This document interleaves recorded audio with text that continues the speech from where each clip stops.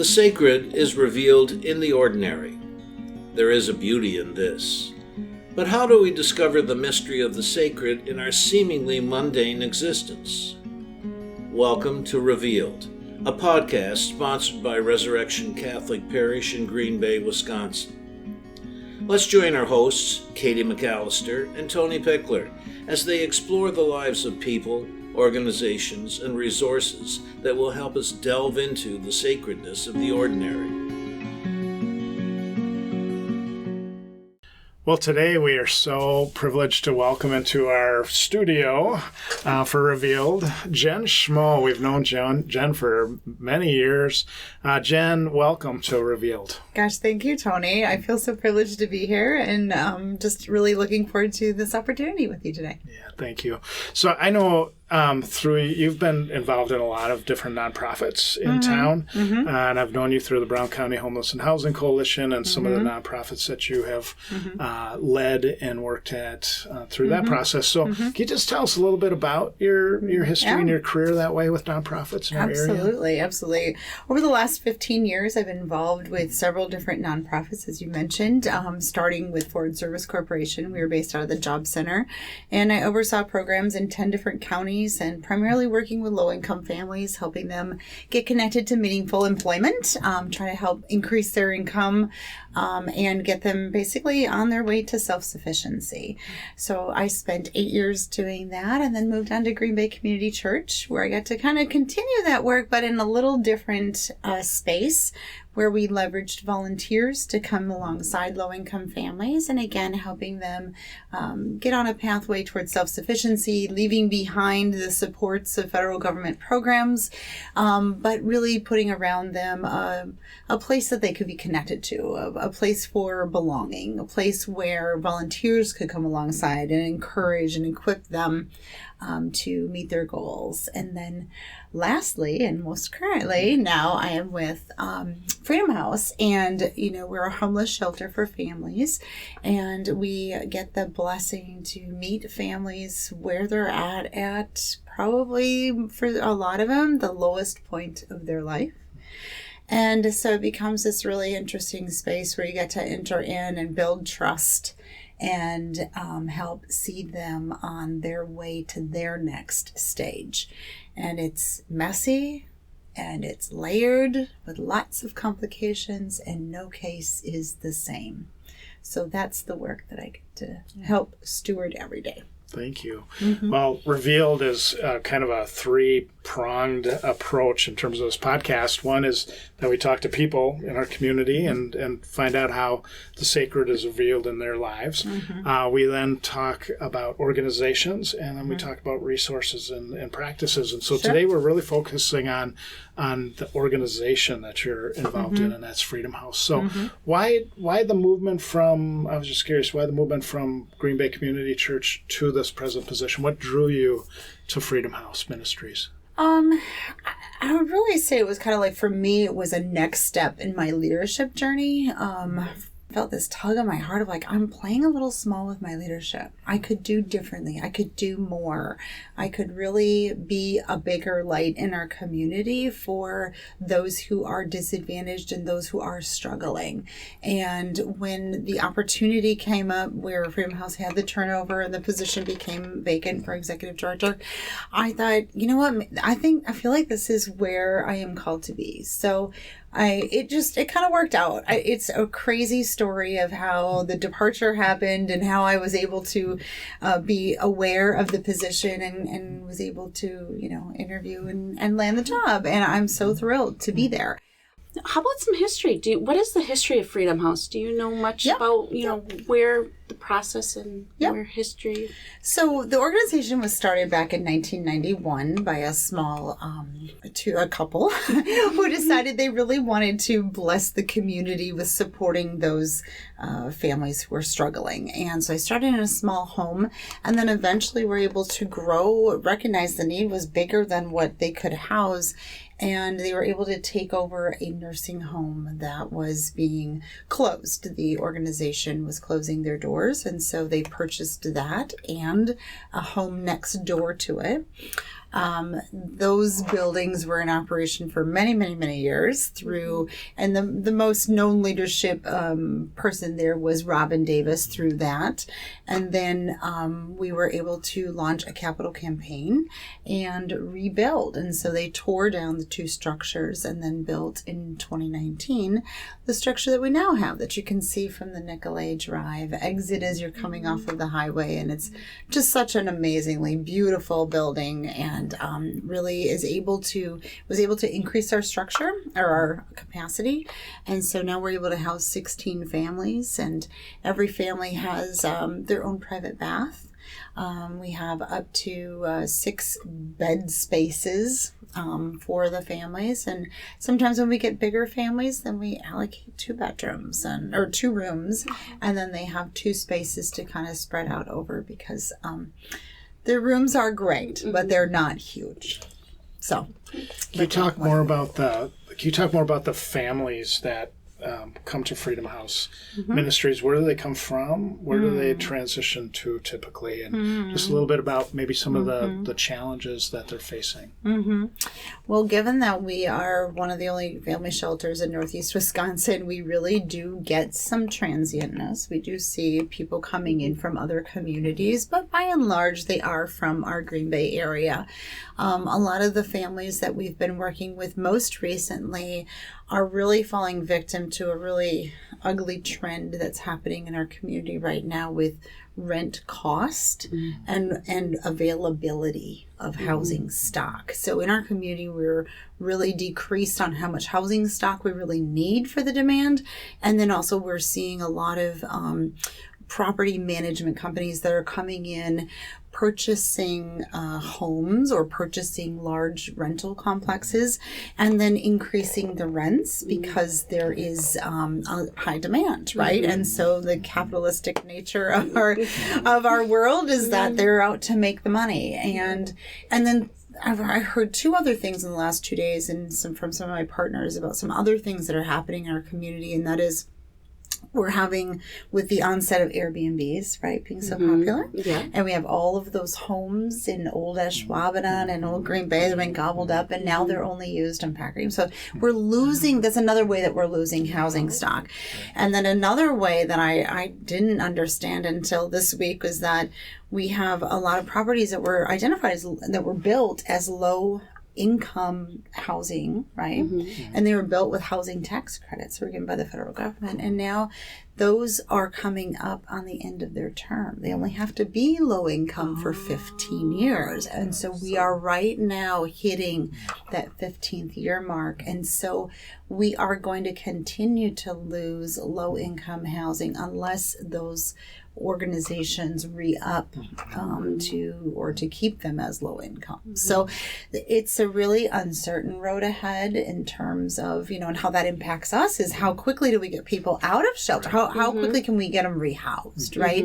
Rehousing a family involves making sure they have sufficient income, they've gotten connected to the supports they need, maybe a housing voucher.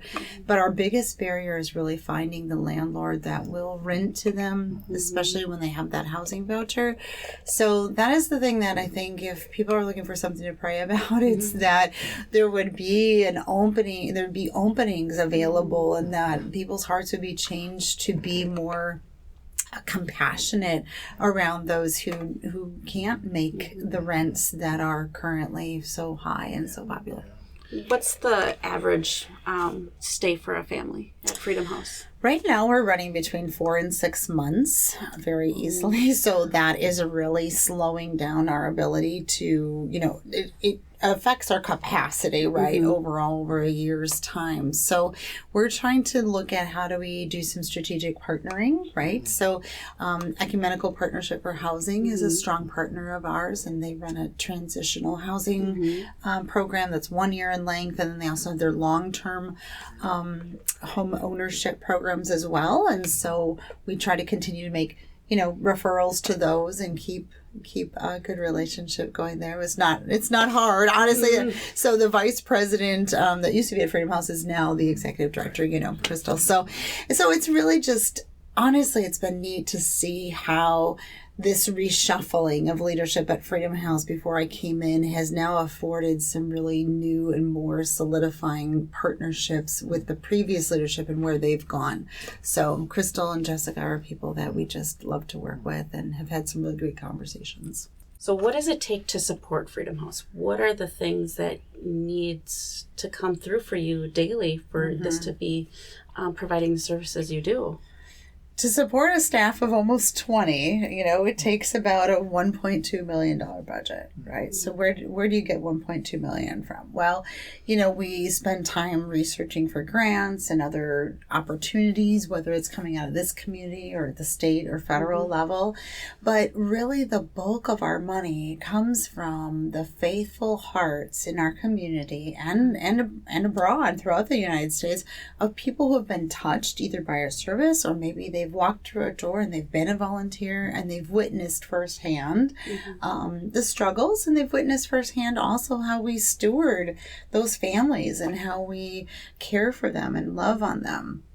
We just got a $5,000 donation came in this week from U.S. Cellular because someone who had, Lydia told me the story, someone who had volunteered for us suggested that we be the gifted organization, and it went into a pot of choices, and lo and behold, they ended up picking us.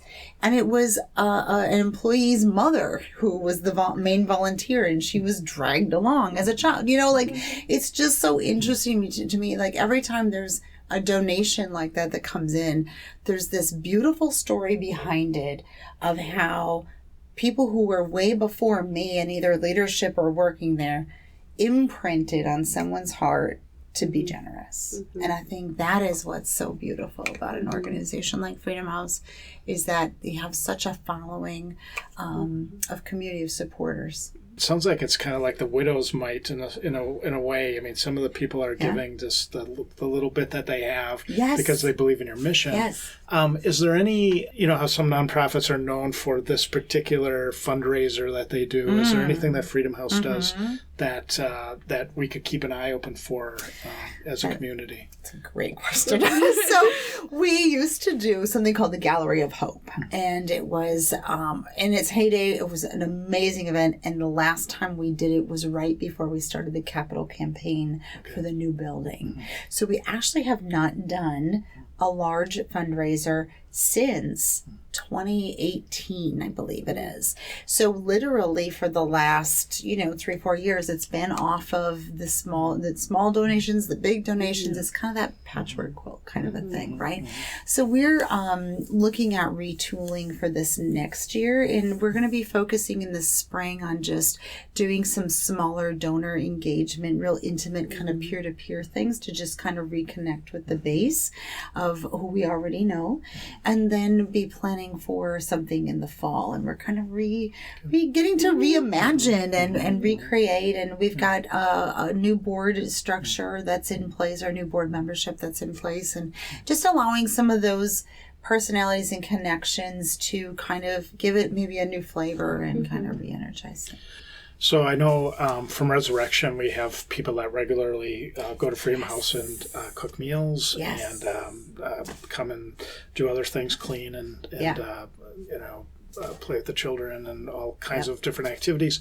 So in terms of volunteering, in terms of somebody listening to this that might be interested in engaging in Freedom House Ministries, what, from your perspective, what are some opportunities there? Well, gosh, you just named all of them. I don't want to feel like I'm copying you, or would you like to be my volunteer coordinator? You could really just land the plane. But yes, you hit on some of our most popular ones. The serving in the meal. We can either make the meal and then your folks just come in and serve, or if you want to cook in an amazing kitchen, state-of-the-art kitchen, huge burn. The gas stove, man, you could really light up 8 pots of chili all at the same time. So we'd love to have people do whatever they feel led to do. We're also looking to build up our Bible study offerings as well. That is something that, leadership, when they moved into this building after it was built, it was COVID. There was really not a lot of volunteer engagement going on. And when they slowly started bringing them back in, they were bringing into really key areas. Not that leading a Bible study isn't, but you kind of look at from an operations standpoint, why don't we keep the house running? It's cleaning, it's cooking, it's reception, right? And childcare. So all of those areas, I would say, are still high need. It's like making a patchwork quilt when you're trying to find just the right person for all of those kinds of positions. We've been offering parenting classes and financial classes as well as Rent Smart. And every time we offer a class for parents, we really want to be able to offer kiddo care. So one of the things we did this year is we were able to remodel a room, and we have now a second room for the kids to be in, which means that we need more volunteers to cover the other rooms. So there's lots of opportunities, and we have lots of supplies that can be used for playing games or making crafts. We have a woman who came to us with a passion for yoga, and she bought yoga blocks and yoga mats and is doing kids yoga. So it's really, if you have a passion for something specific, we'll help craft it into the DNA of what we do. And so how would somebody get started? How would they do that? Like, I'm interested in volunteering. How would I get involved? So you could just call our main number, which is 432-4646, and just talk to the person that answers the phone. And they'll get you connected with Bobby Jo, who's our engagement director. And so she'll just put you through the paces of signing up to be a volunteer. We do background check our volunteers just as a precaution, because we're watching other people's kiddos and all that kind of stuff. And so we'll do that, and then just really interview you, get to know you. Like, what is it that makes you passionate? Like, if you're passionate about cleaning glass, we got you. If you're passionate about kiddos, we'll make sure you're not cleaning glass and you are taking care of kiddos. So I really believe that it's our job to steward other people's gifts to help bring them the most comfort and the most, rewarding opportunity for volunteering. I know your new building is just phenomenal, and the last time I was out there, I was just kind of comparing what it used to be before you tore it down and built up this new structure. And I'm thinking that there's probably other community members who haven't been to Freedom House in a while. If they stop out, I presume they could take a tour. Yes. Yeah. Any one of the staff would be happy to give you a tour. Bobby Jo, that's what she does daily. She's always giving tours. I'd be happy to do it too if I'm around. I don't know. They kind of keep me busy, that Housing Coalition and then a whole bunch of other stuff. But I love meeting anyone who has any kind of interest in the work we do, because I think it's really important to get proximate to the problem before you make a decision about what the problem really is. And the only way to do that is to really get inside the walls of these organizations. And there are other great organizations. You mentioned Golden House. They primarily, they have a 30-day turnaround. Boom, they're in, they're out. That's it. Oh, wow. So it's a little different. They really lead more as a program who can provide crisis shelter, but not a shelter that takes that longer road, And you got to get close to these organizations so that you have an understanding. So be happy to talk to anyone anytime about that. Is there like one success story from a family that has really touched your heart? Is there, one story of a family? I don't know. It's so hard to pick one. I've only been there a year, right? But in the short time that I've been there, I've been able to see families that have come into Freedom House, and we've been able to help them get to the next baby step, I always call it, right? And so something I didn't mention before, we have a transitional living program. So it's a West Side property. So we can have the ability to move people from Freedom House over to that. And then they get 2 years to get caught up on other things that they need, barriers they need to remove. And they're living there at less than what fair market rent is. So they're charged a program fee, right? So it's a portion of whatever income they have. Well, we do have a young lady there who she articulated very early on she wanted to go into IT. And so sure enough, we got her connected with a WIOA program that is funding her schooling. And she's on track to graduate 2024, but still she's killing it. She's got 2 little kids who are school age, and she's going to school, and she's on her way. And so it'll time out that by the time her housing program is kind of done, she will be done with her schooling, and hopefully will be on to the next baby step. So, and that's someone who moved in when I first started at Freedom House last December. So it's so great, the timing of this. I'm almost at my 1-year anniversary, and so I actually really feel like I have enough to answer your questions. Oh, that's beautiful. That's beautiful. So one of the main points of this podcast is to really discover how the sacred is revealed in the ordinary. So how would you say, when you go into Freedom House, day after day, how do you see the sacred revealed in the families and the environment and what you do at Freedom House? I think it's when you get let into their story.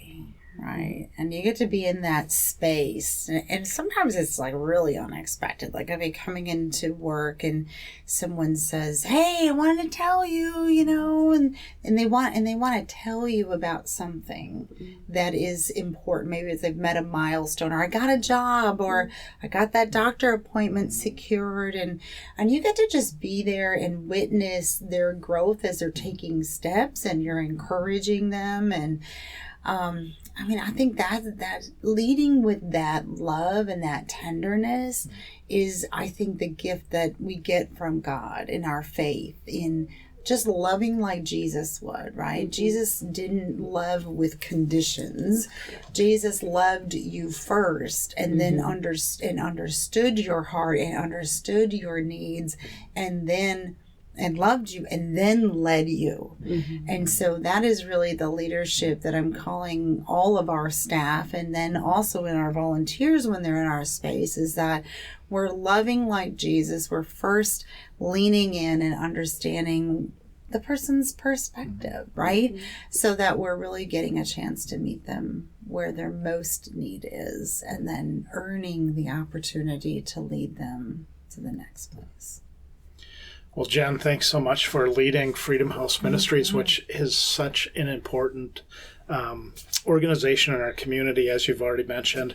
Really the only family shelter other than Golden House, which obviously deals with people in abuse situations. But the limited amount of places for families to go in this community is really sad, and yet, in this regard, Freedom House and you as its leader play such a huge role in this community. So thanks for all you do and all you continue to do, and our prayers are with you as you go through this holiday season, knowing that families struggle during this time as much, if not more, as any other time during the year. So absolutely. Thanks for what you do and who you are. Well, thank you for giving me the opportunity to spread the word, and thanks for the good work that you're doing in our community too. Well, thank you. This has been Revealed, a podcast sponsored by Resurrection Catholic Parish in Green Bay, Wisconsin.